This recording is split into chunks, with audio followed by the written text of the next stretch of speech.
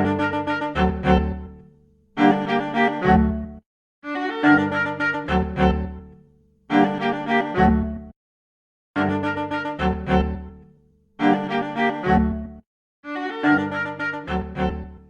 and welcome to Medieval Murder, the podcast that brings all things gruesome and historical to the comfort of your own home or car or wherever it is you're listening from. My name is Hannah Purtymun and I'm here with my father Kevin Purtymun to discuss some of the most famous and infamous murders that took place in the medieval and early modern periods. Medieval Murder came to be first as a blog, then as an Instagram, and now as a podcast after I finished my master's dissertation on homicide in early medieval England. The podcast will feature some of the most famous murders in medieval history, some mini-episode series on different types of medieval murders, and interviews with historians and history enthusiasts alike. Today we'll be jumping back into Egil's Saga, part of the Icelandic Sagas. So when we last left Egil's Saga, we were seeing Egil develop into a strong-willed, stubborn child with a gift of verse. As usual, we will begin not with Egil, but with the people and events important to Egil's story, which will impact him later. In Norway, there were two friends, Bjorndorf and Thorn Haraldsson, the Herser. Both were landowners and well-to-do. Bjorndorf had two sons, Bjorn and Thord.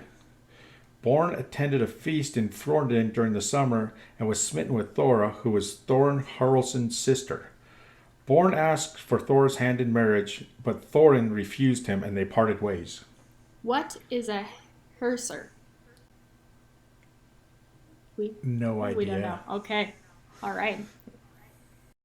That same autumn, Bjorn gathered a band of men and set off for Fjordland. When he arrived at Thorin's farm, he found that Thorin was not there. Bjorn then took Thora away and returned to his home in Iceland, where they wintered. He told his father he wanted to hold a wedding and marry Thora. Bjorndorf disapproved of what Bjorn had done and felt he had disgraced his long friendship with Thorin.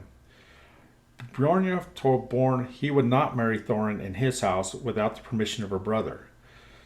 And while Thora was in my home, she will be treated exactly as if she were my own daughter and your sister. Bjorn had no choice but to abide by his father's orders. So they just stole her. Well, I think she kind of liked Bjorn, but yeah, kind of kidnapped her. I don't know that it was against her will, but then again, I don't know how much say women had during the time. Probably not much. Yeah. Bjorn offered Thorin reconciliation and compensation for what Bjorn had done.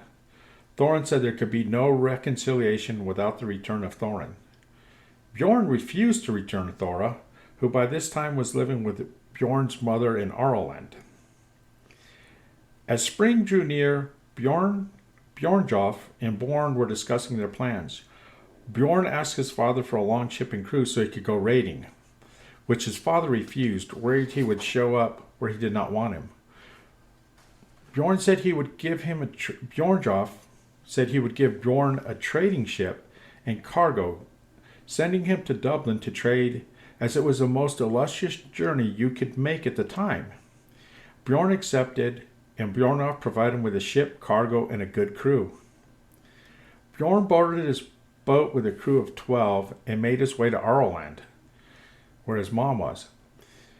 There he talked to his mother and was able to take Thorin and all her belongings with them. As they sailed away from Norway in an attempt to get as far away as possible, they got caught up in a storm and were beached at Musa, a small island in the Shetland Islands. They wintered there at a fort and repaired their boat.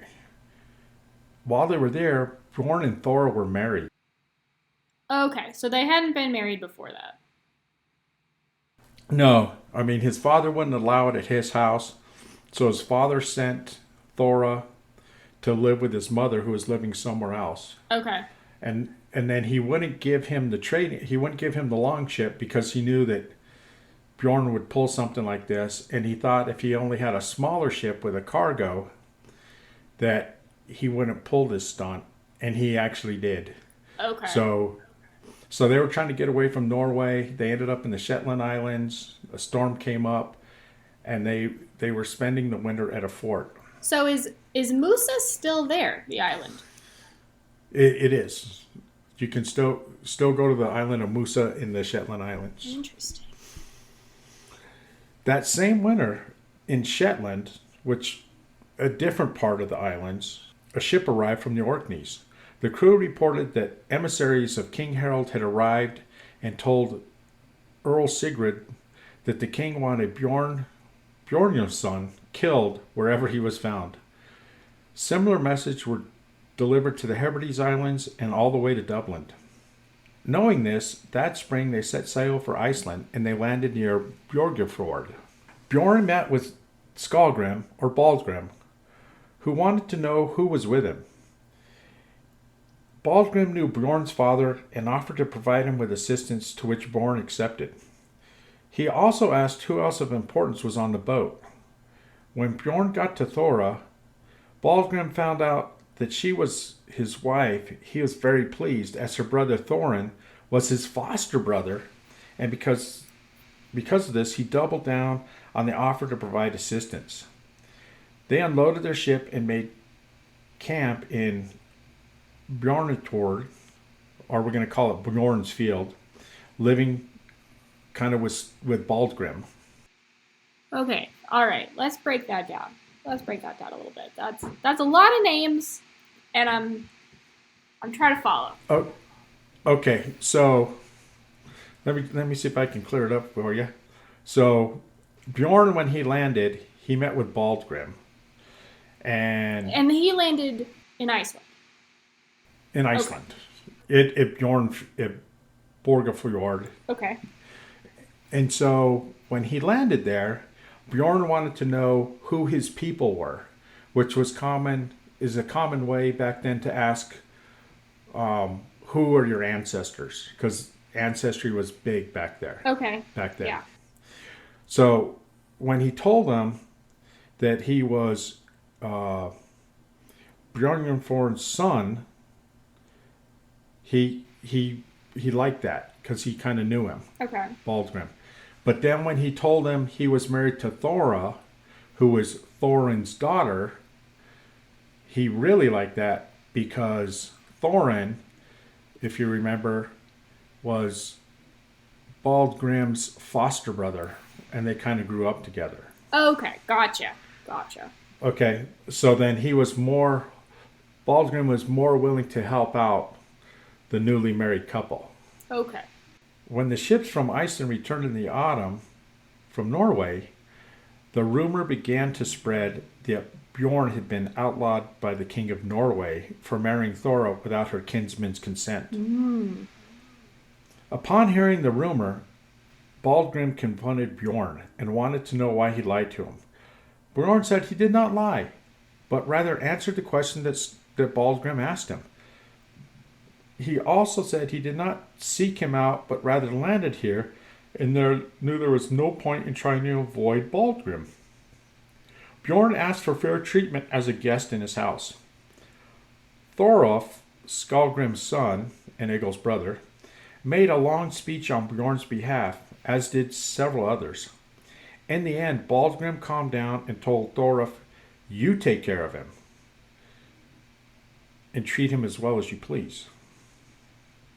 With that, Bjorn and Thorolf became good friends. That summer, Thora had a daughter who was sprinkled with water and given the name Askerd. Bera, Skallgrim's wife, assigned a woman to look after Askerd. Thorolf asked Baldgrim to speak to Thorin on Bjorn's behalf, which he did, and compensation and reconciliation was reached. And it's not like you picked up the phone or you texted. They had to send people from Iceland to Norway to meet with Thorin and get this all arranged. How long do you think the boat trip was from one place to the other? Like a couple days, like a week, a couple weeks? I think it was several days. Okay. And it's a good question, but I think they did it in bites. I think they may have gone They may have gone straight from Norway to Iceland, but they may have gone to the Shetland Islands, the Orkney Islands, Ireland, and then. Okay. but they may have just made it. But it sounded like it was several days voyage. Okay. So Skallgrim had kind of brokered a reconciliation and compensation. So Bjorn and Thora returned to Norway, and Thorwolf accompanied them. Prior to leaving, Bear asked if Asgard could stay with them in Iceland, as she was very fond of her. Mm-hmm. This was agreed to. The party first, when they arrived in Norway, returned to the Bjornjorf home, where a meeting had been arranged and compensation was accepted and the reconciliation finalized. So during this time, Bjorn and Thorolf did what Vikings do. They raided in the Baltic, and then they went to see Thorin and were greeted warmly and anchored their ship near the farm. Thorolf had acquired a particularly beautiful boat that was richly painted above the plumb line, so above the water line. Thorin was on the best of terms with King Harald. He had fostered King Harald's favorite sons, Eric, who became Eric the Blood Axe. So, in their culture, fostering is just, them staying with you, or? Yeah, I think it's just staying with you, okay. and letting you raise them. So kind of fostering, like our. Yeah, it is kind of fostering, but it's more formal, and it's with people you know. So it's like a sign of trust. It is a sign of trust and respect. Like in northern New Mexico, I don't know, when I was growing up, it wasn't uncommon for the firstborn son of a family or the firstborn grandchild to be raised by the grandparents. I had a couple of friends that they were raised by the grandparents. But the rest of the siblings weren't. Huh. His brother and his sister were not. Interesting. Yeah. So Thorin was on good terms with King Harald, and actually was raising Eric the Blood Axe. Thorolf and Bjorn noticed Eric repeatedly boarding the boat and admiring it for its beauty. Bjorn told Thorolf it would make a good gift of the boat to the young prince, as the king still had ill feelings towards Baldgrim. So Thorolf offered Eric the boat, which he accepted, saying, "You will not think the pledge of my friendship much reward for it, but it was likely be worth more the longer I live." So he said, "Right now I can't do much for you, but later on I'll probably be king, so I can help you out, brother." They parted as friends, and Eric was always warm towards them. At this time, Bjorn and Thorolf went to Thorin and asked if King Harald had ill feelings towards Baldgrim and his family. Thorin said, yeah, he had heard the king still did not hold them in any favor. With that, Bjorn asked Thorin to speak to the king on Thorin's behalf. So Thorin, Bjorn, and Eric set out to meet King Harald. They left Thorolf behind in case things went bad, I'm pretty sure. That makes sense. When the subject of Baldgrim came up, the king was curt with his reply, saying, the Night Wolf, if you remember, Skallgrim's dad, yeah, and his sons posed a great threat to them, and he did not imagine any of their kinsmen could be any different. So we got some grudge going here. Mm-hmm. He said they were all overbearing and did not know when to stop. Eric spoke on Thorolf's behalf and said he had promised him absolute friendship, and he spoke of the gift of the boat. In the end, the king promised to leave Thorolf in peace. He did say that he did not want Thorolf to come see him, and warned Eric that they either treat you more gently than they treated me, or you will regret this favor you have asked of me, especially if they are with you for any length of time. Okay, so question. So, King Harald is still in Norway. Correct. This is all going on in Norway. Okay, but Skallagrim is in Iceland. Yeah, Skallgrim's in Iceland, and he will probably never leave Iceland because Okay. he'd pretty much been outlawed by the king. Okay, You know, so if you, Iceland isn't part of the king's domain. I I think it's more of like a free country Okay. as people move from Norway. I mean, I think the king. I think what you're seeing in Iceland right now is a lot of people fleeing what they didn't like about Norway, and I don't think the king has great influence in Norway. Okay. Thorolf and Bjorn wintered with Bjorn's father, and they spent many summers raiding, sometimes with Thorin. Eric the Blood Axe during this time became king of Norway. One spring, Eric was making preparations for raiding and took Thorolf as his standard bearer, and that's a big deal. During this journey, Eric fought a great battle on the river Dinva, which I googled, and it's way up, kind of the border of Finland and Russia, and you come into it from the Arctic Sea. Hmm. And so I I'm not I don't know if they sailed around through the Arctic Sea to get there, if the sea ice was gone, or if they came up and they just went overland.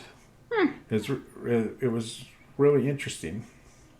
As a result of this battle, Eric married Gunhild, the daughter of Orzurd Snout. Gunhild was a very attractive and wise and well versed in the magic arts. Gunhild and Thorolf struck up a close friendship. Thorolf would raid with Eric in the summer and winter with him in the winter. Bjorn's wife fell ill during this time and died. Mm. And, and eventually Bjorn took another wife, Olaf, and they named their daughter Gunhild. That's So, confusing. yeah, so as we go through the story, it's going to get more confusing as we go, but it's going to be in another edition. So, All right. so one summer, as Thorolf made ready to go trading, he was planning on going to Iceland as he had been away for a long time and he wanted to see his father. As he was ready to leave, he went to see King Eric. Eric gave Thorolf a splendid looking axe with a crescent blade and inlaid gold and silver to give to Baldgrim. When he arrived in Iceland, he presented his father with the axe, who inspected it without saying a word, hung it over his bed. In the autumn, as Skallgrim prepared a number of oxen for slaughter, he went and got the axe, the king's present. The first blow severed the oxen's head, but the axe struck the stone, shattering the blade. He took the axe without saying a word and now hung it in the fire room. I don't understand the significance of any of that. Okay, so the king presented Skallgrim with this gift of an axe, and it's supposedly should be a great axe. And so Skallgrim or Baldgrim was like, I'm going to put it in my bedroom. So he hung it in his bedroom, because here's a present from the king. And as he was getting ready to slaughter his oxen, he's like, let's see what this axe has got. So he grabs the axe, uses it, and the axe shatters after one blow. So obviously, Baldgrim at this point is thinking, the king's axe, not much of a present. Okay. And so I'm gonna hang it in the fire room, which is probably where the fires were burning, and it's not a place of prominence. Okay. So he's like the king double crossed me, kind of. Yeah, or the king Insulted the me. king did it insulted me or disrespected me, and this axe was not what it should be. Okay. Gotcha. So in the spring, Thorolf prepared to go abroad for the summer. Skallgrim attempted to discourage him, but Thorolf said he had pressing business, as he had promised Bjorn he would bring Asgard to meet him.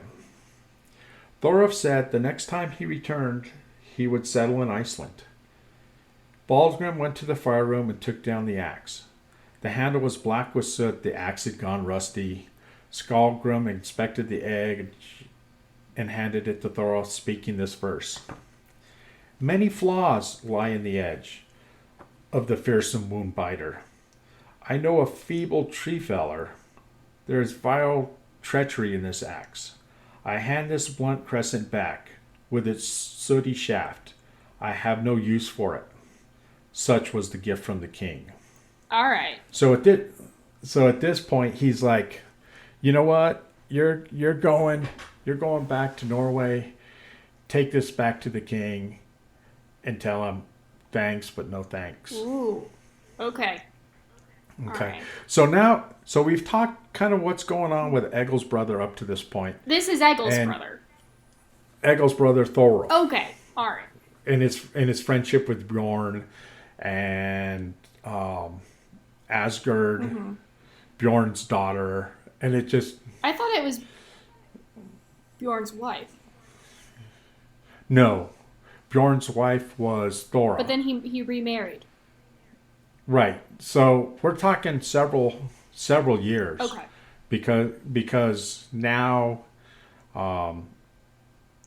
Thorleif's older, Asgard's old enough to make the journey back to Norway. Oh, okay. I see. Okay. Bjorn has stayed in Norway. Her father stayed in Norway. Okay. And it's just Thorolf that came back to see his father. And then he probably spent a year or two there. Okay. Okay, so now we have kind of an abrupt change in story. I apologize. So we've talked about what Egil's brother Thorolf was doing. You know, kind of the King Harold is now gone, but still harbored some ill feelings towards Baldgrim and the whole family. They've kind of made amends with Eric the Blood Axe. Yeah. But meanwhile, while this is going on, I'm going to try and bring you into what's going on with Egil at this point. All right. Because as he's a young man, and we'll tie this all together. So while Thorolf and Bjorn and this is going on with Thora and Asgard and stuff, now let's talk about Egil. Okay. So when last we left him, he was probably about 7 years old, and he's like following people around, going to parties without his dad's permission, showing up at feasts, getting drunk at a very young age. Yeah. So anyway, Egil was a keen wrestler, but was impetuous and quick-tempered. And everyone knew that they should teach their sons to give in to him. Wait, so how old is he at this point? I'm thinking he's probably somewhere between 7 and 10. Okay. He's very young. Okay. Yeah. So if you want to think about it, he's living on the farm. There's some people around. It's kind of like your neighborhood growing up. So people in the neighborhood knew that Egil's a handful, and it's kind of best to let their sons kind of give in to him. Okay. Otherwise, it could be trouble. But Egil's dad, Baldgrim, took great delight in trials of strength and games. Ball games were common those days, and plenty of strong men took part. None could match Baldgrim in strength, even though he was fairly advanced in age by then. A ball game was arranged in early winter by the river Havita, or maybe Vita, and crowds of people came from all over the district. Many of Baldgrim's men attended. There was a guy named Thorid Grandson, and he was their leader. Thorid was a promising young man, and he was very fond of Egil. Egil asked Thorid if he could go to the games with him, and Thorid took him with him. As the men divided up into teams, the boys who were there did the same to play their own game. Egil paired against a boy called Grim from Heg, who was 10 or 11 years old and strong for his age. Egil was 7 at the time. Okay. Egil proved to be a little weaker than Grim, who showed off his strength as much as he could. Egil then lost his temper and wielded a bat and struck Grim. Ooh. Grim seized Egil, dashed him into the ground, warning him he would suffer if he did not learn how to behave. Egil got up and left the game with the other boys cheering at him. Egil went to see Thorid and told him what happened. Thorid said, "I'll go with you and we'll take our revenge." Oh, that seems a little much. Yeah. So Thorid handed Egil an axe he'd been holding. Oh, no. And they went over to where the boys were playing the game. Grim was running with the ball, and Egil went up to him and struck him in the head, driving the axe deep into his skull and into his brain, killing him. Oh my god.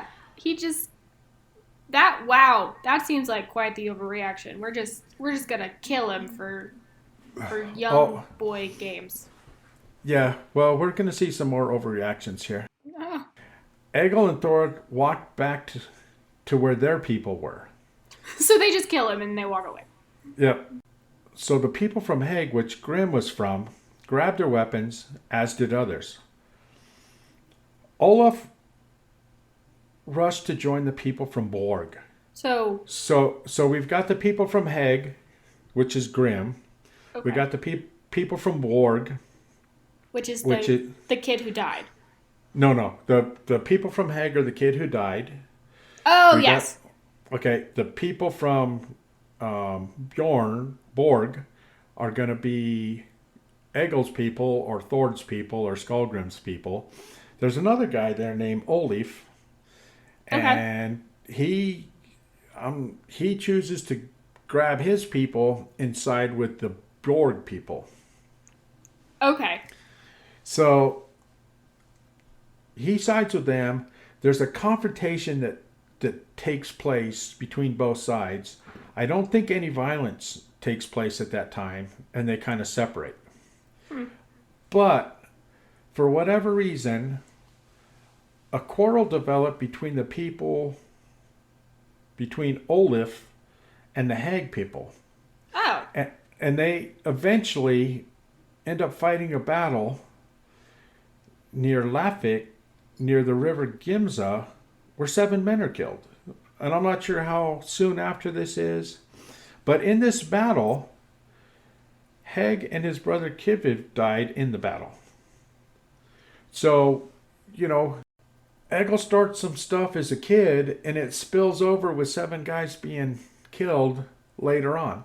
I'm not sure how much later, but, as a result of the bad blood between people, because Egil lost his temper and killed Grim, we have this happening. Yeah, so we just got a 7-year-old killing somebody, whacking him in the brain with an axe, an 11-year-old, and for some reason, nobody gets punished in that scenario. And later, 7 men died. Unrelated, kind of.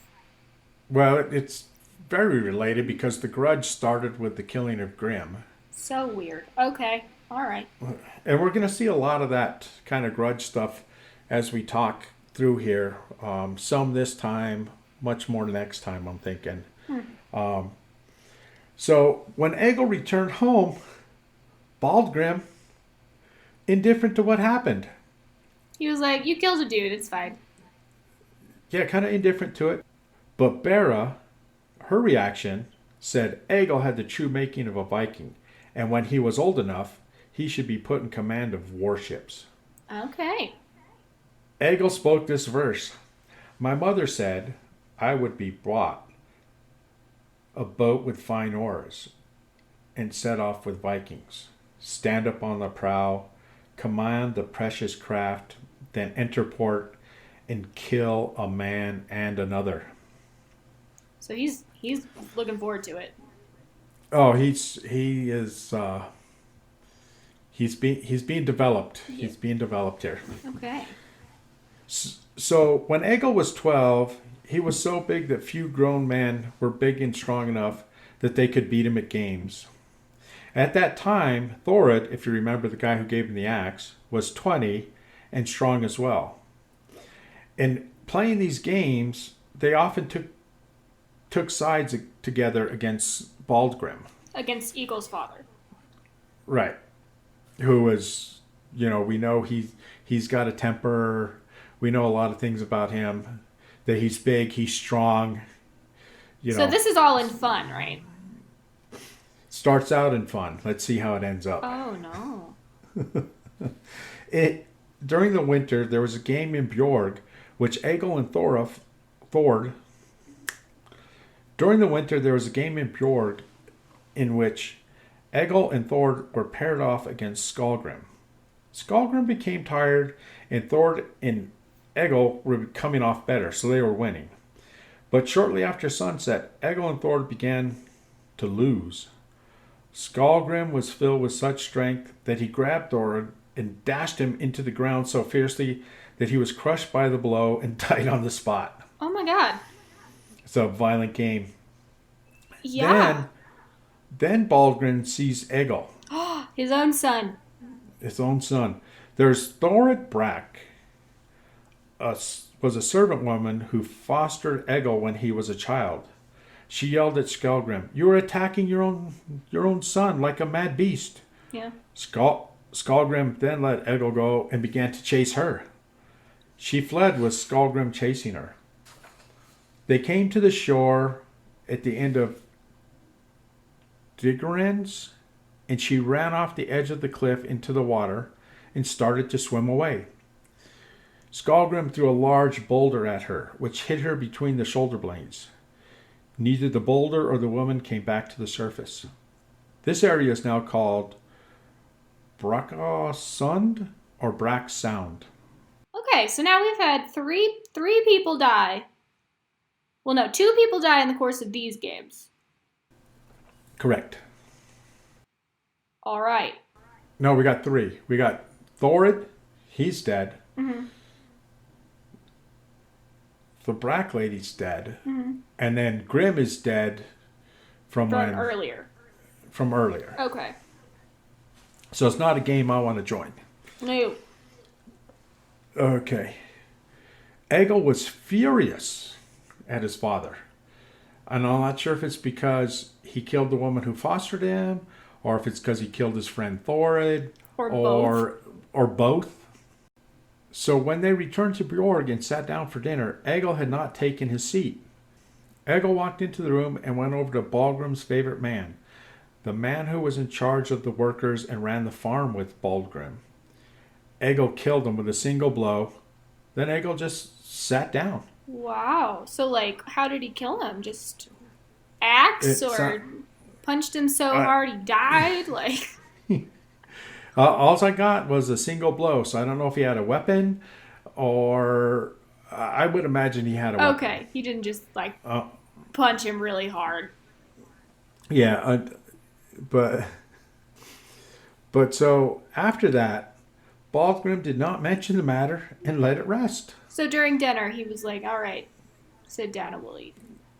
Yeah, it's just part of being a Viking, I guess. And so, they didn't mention it, but the father and son, Baldgrim and Egil, did not speak to each other. Neither a kind word nor an unkind word the rest of the winter. So that's a grudge right there. Yeah, I mean, a necessary grudge. That seems pretty understandable. Lots of people just died. Yeah, and then we're not going to talk about it. All right. And there's no consequences. Okay. So now we are jumping back to where we left Thorolf as he prepared to sail abroad.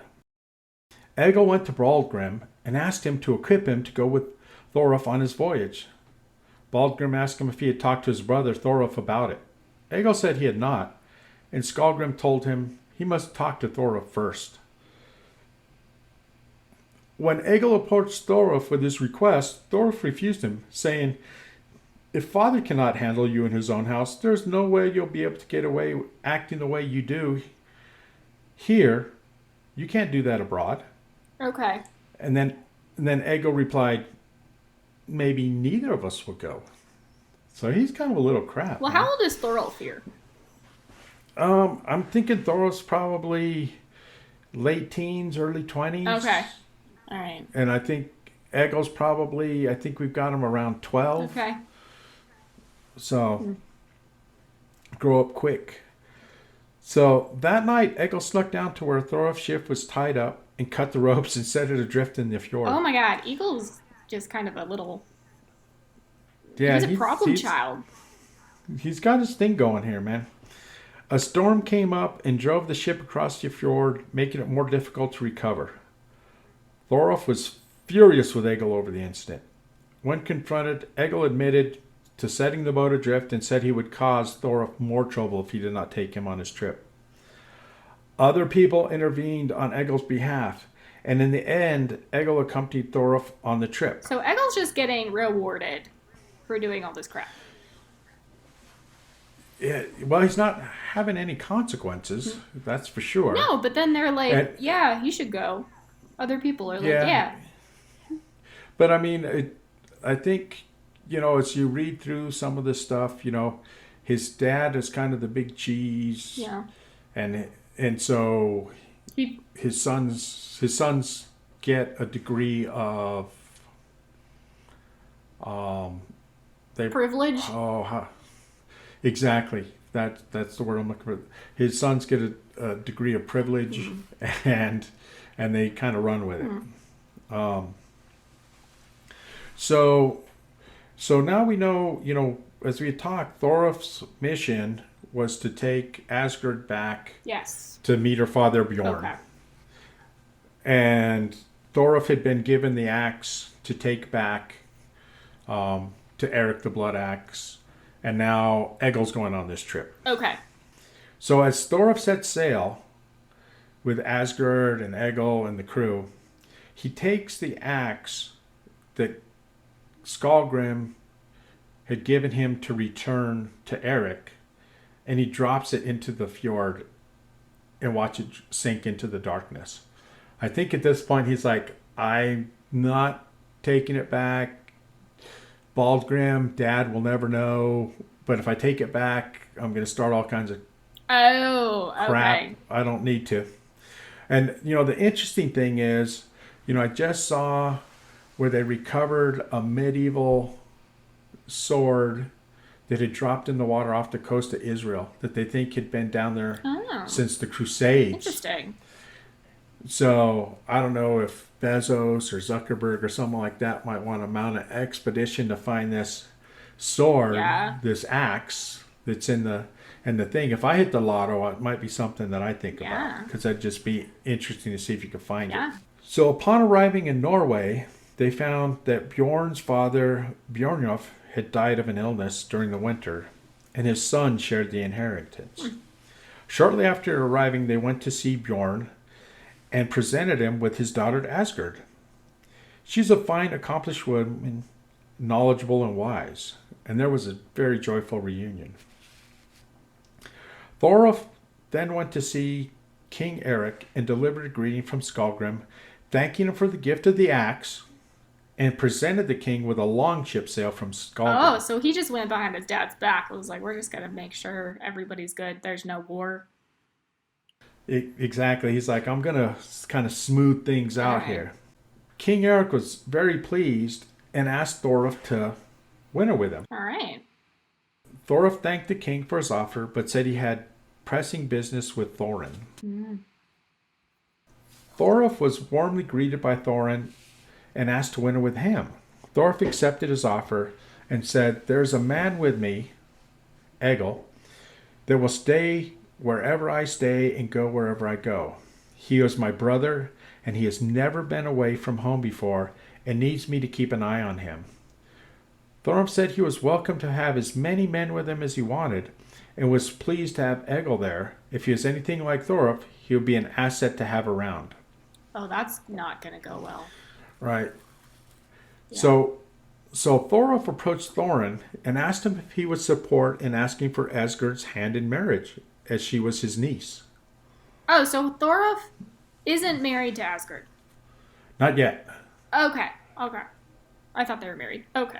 But I thought it was interesting that he's friends with Bjorn, her father. He'd already met with Bjorn when he brought Asgard. But yet he goes and asks the uncle if he'd support him in marrying Asgard. But Thorin was very supportive of this idea. Thorolf went to see Bjorn, who asked him to stay with him. Thorolf approached Bjorn about marrying his daughter, Asgard, and Bjorn's request was received favorably. The marriage was to be held in the autumn. Thorolf returned to Thorin, who was pleased that the marriage had been arranged, because they were all kind of good friends. So it's winter now. It's spring. Oh, okay. Okay. So we're asking people to winter with us later this year. Right. Okay. So Thorolf asked many people to join him at his wedding feast. Thorin, Agriborn, and then the farmhands and more prominent tenant farmers of Thorin's. And when the date approached for them to sail to the wedding, Egil fell ill and was unable to accompany the party to the wedding. Egil was left to recover at Thorin's, and now his brother Thorolf is gone. Okay. So next time, we're going to find out what an unsupervised Egil could get into. Now, my thought is, Thorolf has worked really hard not to incur the wrath of King Eric the Blood Axe. Cool. But now we've got Egil unsupervised. In Norway. What's going to happen? What's going to happen? Well, and okay, so we have all this weird grudge situation happening where everybody dies and everything. How much do you think alcohol played a role? Or do you think this is just who they are? I don't know. I'm not sure how prominent alcohol was. Like the feasts, I know that they really hit the mead. And I'm assuming if it was like a lot of things in the Middle Ages, you didn't drink water, you drank some form of alcohol because it wouldn't kill you. So I imagine there's a fair bit of alcohol, and I think probably the norms and the standards at the time. You see the grudges developing. Like the King Harold was still mad over the years at Baldgrim. Yeah. And we'll find out what happens with Eric the Blood Axe. But and I got to thinking about it in terms of today. Do we hold grudges the same way? And I think the answer is yes. I just think we deal with them differently. Because we don't kill people, generally. We don't kill people. We release their emails. We cancel culture them. We do a bunch of different things. But we don't murder them. We don't murder them. But we will actively subvert them or avoid them. Yeah. And I think it may be easier to avoid people today than it was years ago. The other thing, too, is there's so much going on today that you just kind of move on. We're there if you've got a problem with somebody and then in the fall and then you winter over it, you just fester. Yeah. So it's really interesting and kind of what the norms and the standards are. And I think one of the things that you'll see as we go through this is Baldgrim he's been divvying up land to people that come and giving them certain areas of Iceland and certain responsibilities. Maybe they're working for him and it's still his land. Maybe he's given them land to do. And I can see where Egil is going to either renege on that, or is he going to honor some of the things that his father's done? So I'm sure we'll be seeing that in the next, sorry to say, several episodes, because this is a very So when you get down into the saga, it's very there's a lot there, Yeah. a lot to track down, but it's fun. Yeah. All right. So thank you for listening to Medieval Murder. If you have any listener questions, comments, or topic suggestions, please feel free to reach out via our Twitter account at Murder Medieval, our Instagram account at Medieval Murder, or via email at info.medievalmurder@gmail.com. And if any of you are interested in rocking some Medieval Murder merchandise, take a look at our website, medievalmurder.com. Tune in just 1 week for our Halloween special podcast episode.